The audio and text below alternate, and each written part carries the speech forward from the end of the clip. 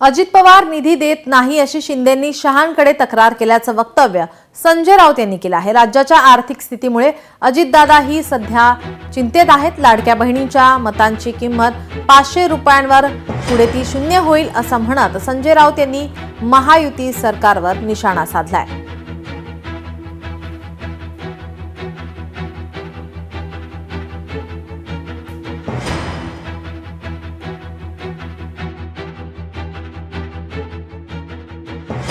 अमित शाह यांच्याकडे तक्रार केली। कोणी केली?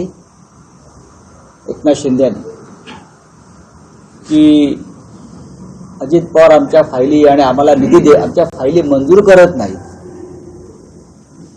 आणि आम्हाला निधी देत नाही। आम्हाला म्हणजे कोणाला? आम्हाला निधी देत नाहीत म्हणजे कोणाला? हा प्रश्न आमच्यासारख्यांना पडतो।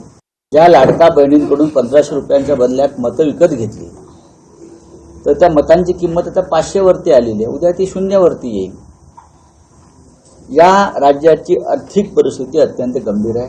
गेल्या 3.5 वर्षामध्ये या राज्याची आर्थिक शिस्त पूर्णपणे बिघडली। मिस्टर अजित पवार हे जरी बोलत नसले तरी त्यांना सुद्धा त्या चिंतेने ग्रासलेलं आहे।